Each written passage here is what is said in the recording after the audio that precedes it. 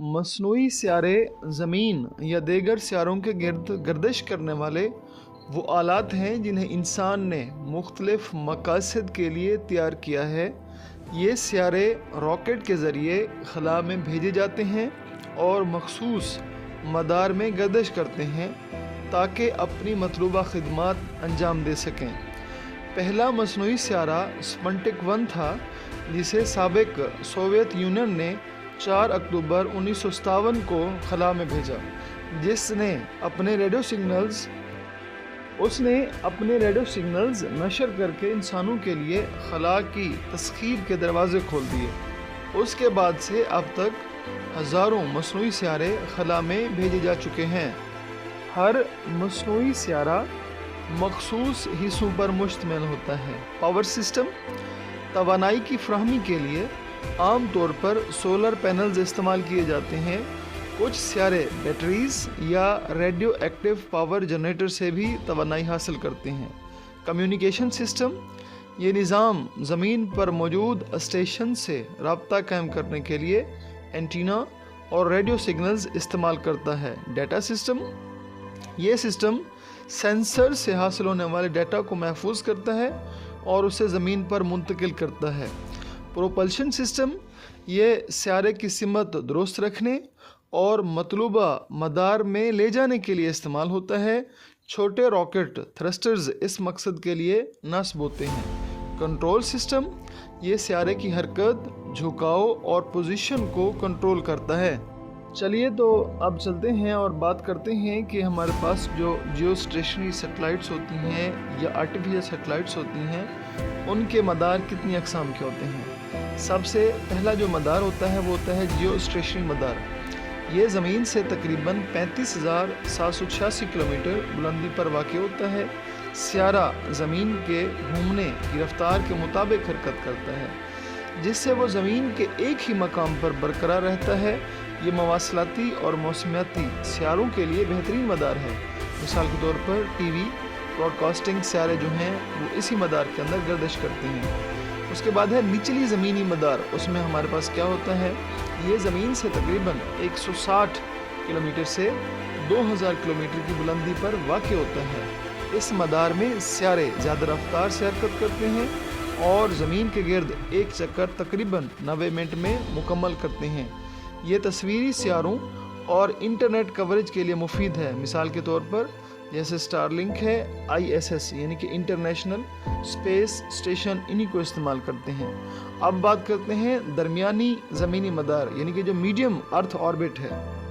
ये ज़मीन से तकरीबन 2000 से 35,786 किलोमीटर बुलंदी पर वाक़ होता है। नेविगेशन सियारे आम तौर पर इस मदार में गर्दिश करते हैं। मिसाल के तौर पर जैसे गैलीलियो वो है और या GPS सिस्टम है। उसके बाद बात करते हैं कुतबी मदार हमारे पास क्या होता है। ये मदार ज़मीन के शुमाली और जनूबी कुतबैन से गुज़रता है, जिससे पूरे अर्ज़ का मुशाहिदा मुमकिन होता है।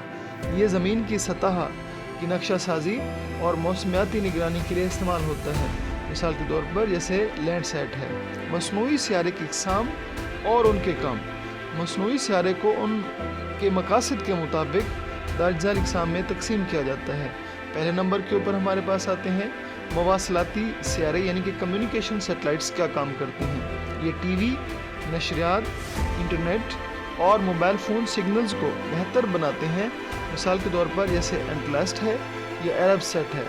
मौसमियाती सियारे यानी कि जो वेदर सैटेलाइट्स हैं वो क्या काम करती हैं।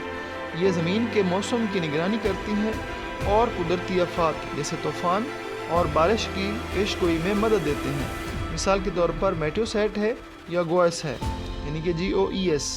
जोग्राफियाती मुशाहदाती सियारे क्या हैं, यानी कि अर्थ ऑब्जर्वेशन सैटेलाइट।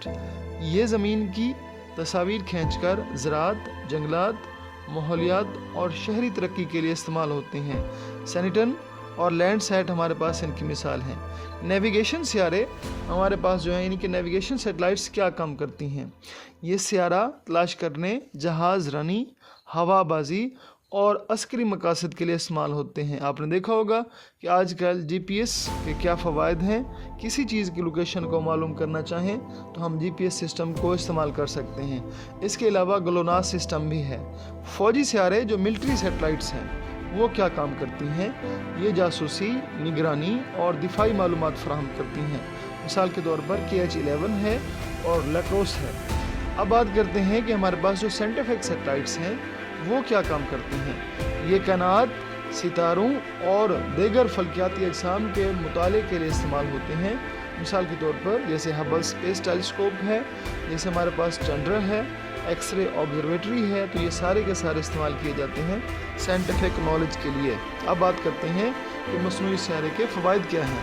اگر ہم بات کریں کہ ہمارے پاس مصنوعی سیاروں کے فوائد کیا ہیں، مصنوعی سیاروں نے ہماری روزمرہ زندگی میں بہتری لانے میں اہم کردار ادا کیا ہے۔ مثال کے طور پر موسمی پیشن گوئی کی جا سکتی ہے۔ مصنوعی سیارے طوفان، زلزلے اور دیگر قدرتی آفات کی معلومات جلد فراہم کرتے ہیں۔ نیویگیشن سسٹم، جی پی ایس سسٹم اور دیگر کمیونیکیشن ستارے جو ہیں وہ راستہ اور ٹریفک مینجمنٹ میں مدد کرتے ہیں۔ مواصلاتی ترقی ہوئی ہے۔ دنیا بھر میں براہ راست ٹی وی، نشریات، موبائل کمیونیکیشن اور انٹرنیٹ کو فعال بنایا گیا ہے۔ سائنسی تحقیق، خلا، کہکشاؤں اور کائنات کے دیگر رازوں کو سمجھنے میں مدد ملی ہے۔